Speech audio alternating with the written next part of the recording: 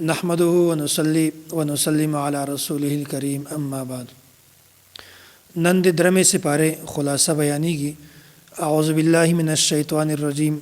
تلک الرسل فضلنا بعضهم على بعض. الله تعالی د دغه سپاره په شروع کې د انبیاء علیهم السلام فضیلت بیان کړی ده.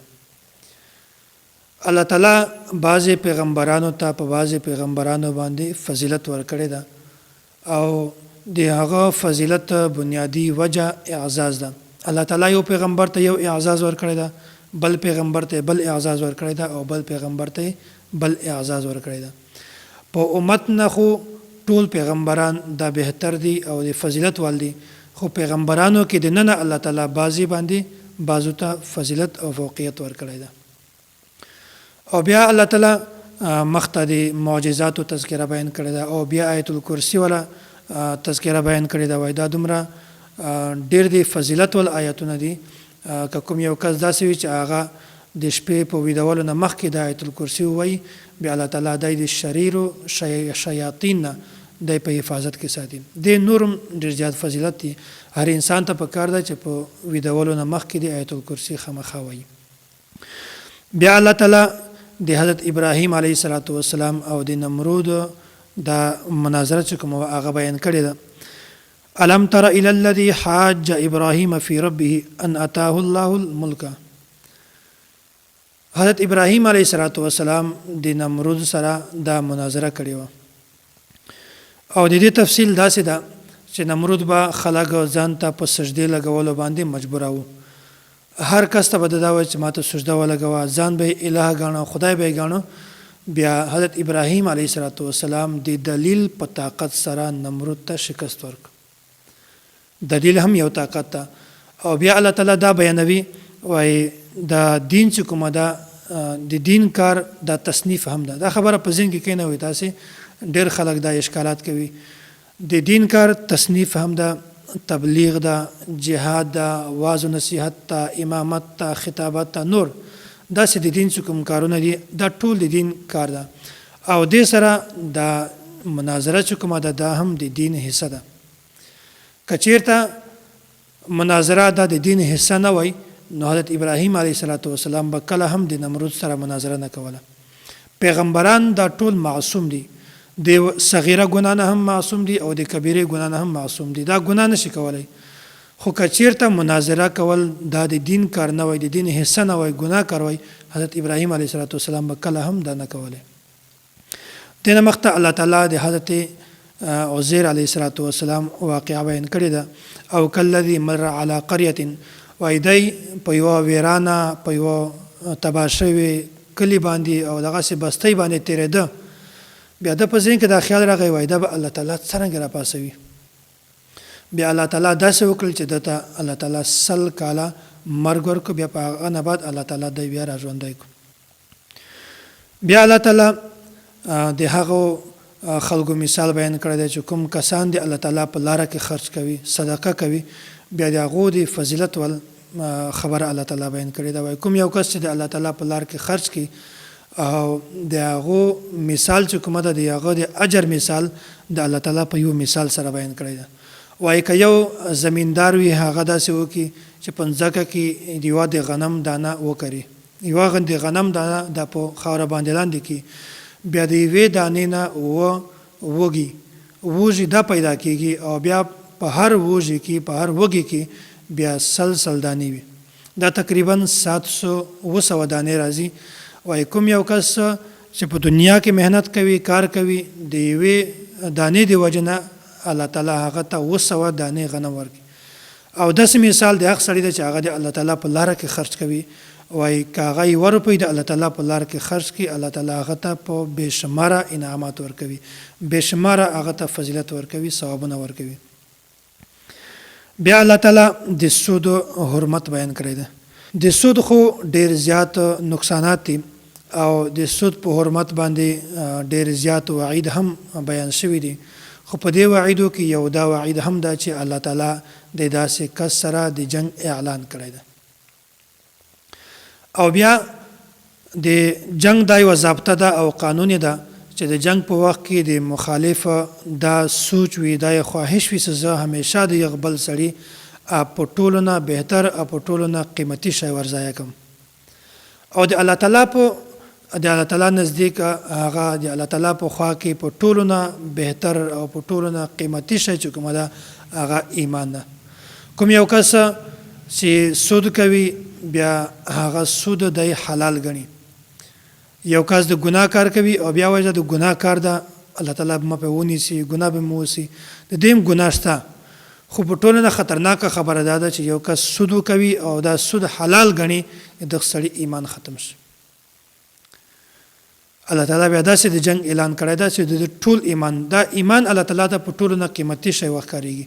دې د وجې نه الله تعالی د ایمان ختم کړي. او که یو کس سود کوي او بیا دا سود دا سړی حلال نه ګڼي بلکې دا حرام ګڼي چې سود خو ګناه ده غلط کار ده او بیا د په دا باندې مداومت همیشواله اختیاروي او بیا د توبه نه باسي دا هم د ایمان د ختم کولو خبره ده. په دې کې هم د ایمان د ختم کولو خطر ده. او بیا د دې یو وعید دا هم ده وایي کوم یو کس چې یو روپۍ سود وکړي وایي د خپلې مور سره او یا وارې بدفعلي نه زیاته ګناه ده د دې سود.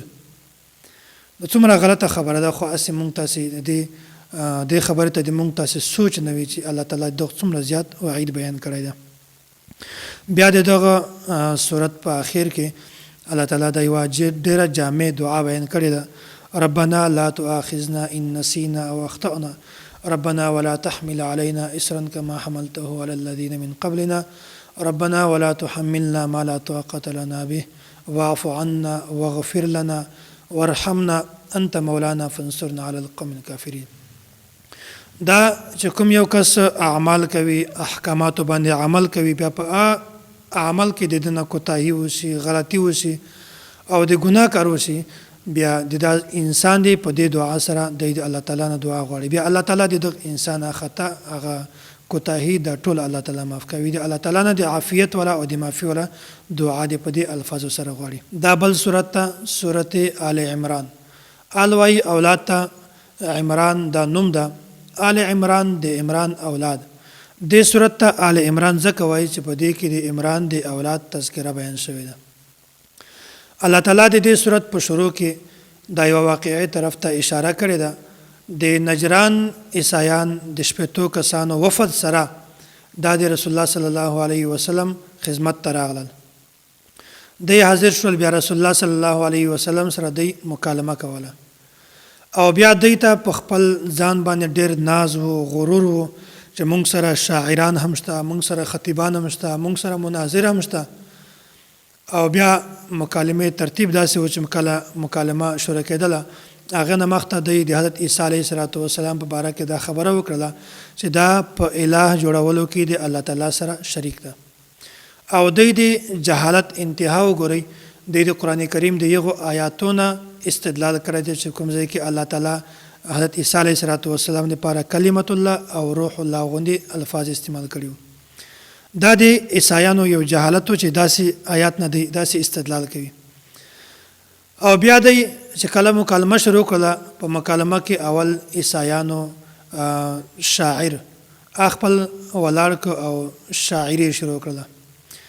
د شاعر په مقابله کې نبی علیه الصلاۃ والسلام حضرت حسان بن ثابت رضی الله تعالی عنه هغه ته حکم وکړ چې ته ولاړ شه د مقابله کې اشعار وایه. خو حسان بن ثابت رضی الله تعالی عنه اشعار ویل او د عیسایانو چې کوم شاعر و هغه ته شکست ورکړ. بیا عیسایانو خپل خطیب ودراوه او خطابت شروع کو او د خطابت چې کوم جواهر هغه شروع کړل. بیا رسول الله صلی الله علیه وسلم د هغه خطیب په مقابله کې ثابت بن قیس رضی الله تعالی عنه ثابت بن قیس ته وویل چې ته د په مقابله کې خطابت شروع کړه. بیا ثابت بن قیس رضی الله تعالی عنه هغه د دې خطیب ته شکست ورکړ. درم نمبر راغی د دلایلو د خبرې راغی. بیا په هغه وخت کې رسول الله صلی الله علیه وسلم په خپل دلایل شروع کړل او په دلایل سره د توحید چې کومه عقیده ده د وحدانیت دای ثابت کړه او د تثلیث چې کومه عقیده د عیسایانو والا د هغه رسول الله صلی الله علیه وسلم ډیر سخت تردید وکړ نو داسې په دې وخت کې په دې مکالمه کې عیسایانو شاعر هم ناکام شو، د عیسایانو خطیب هم ناکام شو، او د عیسایانو چې کوم هغه مناظر و هغه هم ناکام شو. نو داسې دا مکالمه چلیدله او بیا مخته الله تعالی د اهل کتاب چې کوم جرایم هغه بیان کړي دي چې د مسلمانانو باندې ظلم کوي او انبیاء علیهم السلام نه حق قتل کوي او ظلم پې کوي، دی بیا تکبر کوي او حسد کینه بغض دا په زړه کې ساتي. بیا الله تعالی مخکې بیانوي وایي تاسې د کافرانو سره قلبي ملګرتیا، دوستی او محبت دا مساتئ. دا ته موالات وایي. په شریعت کې د دې بالکل اجازت نشته. البته د وختي ضرورت لپاره، د خپل مقصد لپاره، د خپل ضرورت لپاره د هغو سره ملګرتیا نیول یا ملګرتیا د دې لپاره ورسره کول چې دا د موږ په کلي کې دي او د دې وجې نه د کلي ماحول بیا خرابېږي که موږ دې سره ملګرتیا نه وکړو. نو بیا په داسې صورت کې د داسې معمولی قسم تعلق چې کومه ده دې ته مطلب مدارات وایي. داسې په شریعت کې بیا گنجایش شته. خو بیا هم که چېرته تاسې د کافرانو سره تجارت کوئ، کاروبار کوئ، معاملات ورسره کوئ، بیا په هره معامله کې د عالمانو نه خامخا تپوس کوئ چې آیا موږ په دې صورت کې اوس د کافرانو سره تجارت کولی شو او که نه. نو 3-4 صورتونه داسې دي چې که چېرته هغه وي بیا په هغه صورت کې د کافرانو سره تجارت کول، کاروبار کول لا ټیک نه دي. اوله خبره دا چې د مسلمانانو موالات ته تکلیف ورسوي، نقصان ورسوي، او دوم مسلمانانو ته خپل تکلیف ورکوي، او درم نمبر دا چې کوم مال د مسلمانانو نه اخلي هغه مال د مسلمانانو خلاف استعمالیږي. که چېرته هغه مال د مسلمانانو خلاف استعمالو یا د اسلام خلاف استعمالو یا د مسلمانانو ته د تکلیف ورکاو، ظلم یې پې کاوه، بیا په داسې صورت کې د کفار سره قطعا د شرکت د کاروبار کولو اجازت دا نشته.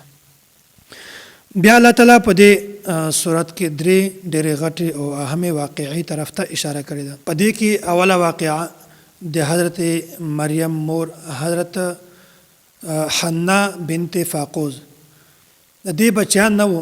بیا دې یو ورځ نظر ومانه او منت یې ومانه او دا یې وویل چې که چېرته ماته الله تعالی بچی راکړه بیا به زه هغه د دین دپاره وقف کوم. بیا د قدرت داسې خبره وه چې الله تعالی دې ته بچی ورکړله. دې په ذهن کې دا خیال راغی چې ما خو د بچي نظر منلی و، خو دا خو بچی ده او بچی چې کوم کار کولی شي هغه خو بچی نشي کولی. بیا الله تعالی دا جواب ورکړو ولیس الذکر کالانثی، وایي کوم بچی چې تا غوښتی و هغه بچی داسې نه ده لکه دا بچی چې کومه مونږ تا ته درکړې ده. نو کله کله په اعمالو کې یا په کار کې دا بچی هم په بچی نه مخته ولاړ شي. نو بچی دا د الله تعالی رحمت ته په دې باندې زړه وړوکی کوي. نو الله تعالی بچی ورکړله خو بچی داسې چې هغه بچی نه هم بهتره وه. بیا الله تعالی د نظر مسله بیان کړې ده. وایي تاسې چې کله نظر دا صرف د الله تعالی دپاره وي، د الله تعالی نه بغیر د بل چا دپاره نظر نشته، ځکه چې نظر دا عبادت ته او عبادت ته صرف د الله تعالی دپاره وي. مخته بیا الله تعالی د حضرت زکریا علیه السلام دا واقعه بیان کړې ده. حضرت زکریا علیه السلام چې کله حضرت مریم ولیدله چې هغه ته بې موسمه میوې راځي، هغه ته سیبان راځي، انګور راځي، بې موسمه خوراکونه ورسره پراته دي. بیا د دې حضرت مریم نه تپوس وکړو چې دا تا ته د بې موسمه میوې څرنګې راځي؟ دی ورته د الله تعالی طرفه نه دي، نه د دې کرامت و. او بیا حضرت زکریا علیه السلام په زړه کې دا خیال راغی چې الله تعالی بغیر بې موسمه میوې ورکولی شي، انګور ورکولی شي، سیبان ورکولی شي، بیا ما ته الله تعالی بچیان ولې نشي راکولی؟ حضرت زکریا علیه السلام هم د عمر نه ډېر زیات او د دوی چې کومه بیبي وه هغه هم د عمر نه ډېره زیاته وه. بیا الله تعالی دته بچی ورکو حضرت یحیی. بیا چې کله هم هر انسان دعا غواړي په هر حالت کې د دوی دعا د الله تعالی نه غواړي. بعضې خلک داسې وي چې هغه د یو ولی کرامت وویني او بیا دی براه راست د ولی نه دعا غواړي، دا اسلام نه ده، دا شرک ده. نو که چېرته د ولی کرامت وویني او د ولی د خدای نه دعا وغواړي دا اسلام ده، او که چېرته د ولی کرامت وویني او براه راست د ولی نه دعا وغواړي دا شرک ده. ډېر خلک داسې دي چې هغه مزارو ته ځي، دربارو ته ځي، هغه سجدې ورته لګوي یو داسې پیر ته ورسي هغې ته سجدې لګوي، شرک کوي، بدعات کوي، دا ښه کار نه ده.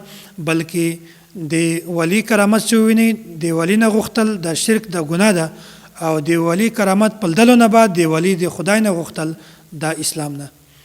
نو کله هم چې داسې د یو ولی کرامت وي، نیک سړی، بزرګ سړی وي، د هغه وسیله د هغه په واسطه باندې د الله تعالی نه دعا غواړي. بیا الله تعالی د حضرت عیسی علیه السلام د پیدایش تذکره کړې ده، او بیا د یهودیانو او چې کومه د حضرت عیسی علیه السلام د قتل اراده کړې وه، بیا الله تعالی د هغې تردید بیان کړی ده. خو په دې وخت کې د اهل سنت والجماعت چې کومه عقیده ده د حضرت عیسی علیه السلام باره کې هغه دا ده چې حضرت عیسی علیه السلام الله تعالی ژوندی اسمانو ته پورته کړی ده. اوس هم حضرت عیسی علیه السلام په اسمانو کې ژوندی ده. او بیا حضرت عیسی علیه السلام دا به په قیامت نه مخکې بیا دنیا ته راځي، او بیا به د امتی په حیثیت سره. دا هم تفصیل تیر شوی و چې آیا د نبی یو عهده دا ختم کیږي او کنه. نو نبیان چې څومره راغلي دي څومره تللي، دا ټول نبیان دي، د نبی عهده الله تعالی کله هم نه ختم کوي. خو حضرت عیسی علیه السلام چې دنیا ته راځي، نبی خو به وي، خو د ده چې کوم حیثیت ته هغه به د یو امتي غوندې وي. بیا چې کله حضرت عیسی علیه السلام دنیا ته راشي، دی به جهاد شروع کړي، او ټول کفر به ختم شي، او ټول خلک مسلمانان شي، او که څو کال د ژوندي به د حضرت عیسی علیه السلام خبره مني. او بیا داسې د یهودیانو ته کومه نظریه د اعداد چې حضرت عیسی علیه السلام دا الله تعالی اسمانو ته نه ده خېژولی، بلکې د ته پانسۍ ورکړل شوې ده او دی مړ شوی ده، او داسې د دوی دا یوه باطله عقیده ده. الله تعالی دې هم تردید کړی ده. بیا مخته د مباهلې ول دعوت ته دا کوم عیسایان د رسول الله صلی الله علیه وسلم ته راغلي وو د وفد په صورت کې، دا چې کله د مکالمه د هر شو په دې مکالمه کې بیا الله تعالی په حکم سره نبی علیه السلام دوی ته د مباهلې ول دعوت ورکړ. بیا دوی مباهله نه وکړله، په یو صورت کې بیا دوی د جزیه قبوله کړله او مباهلې نه بالکل انکار وکړ. بیا الله تعالی مخکې دا بیانوي وَإِذْ أَخَذَ اللَّهُ مِيثَاقَ النَّبِيِّينَ لَمَا آتَيْتُكُم مِّن كِتَابٍ وَحِكْمَةٍ. الله تعالی د نبیانو نه عهد اخیستی و، بیا چې تاسې موجودګي کې چې کله نبی علیه السلام تشریف راوړي، بیا به تاسې ټول په هغه باندې ایمان راوړئ. دا په اصل کې د نبیانو د امتونو د عهد اخیستل شوی ده. نو الله تعالی دې موږ تاسې ټولو ته داسې د ایمان ول نعمت را نصیب کړي.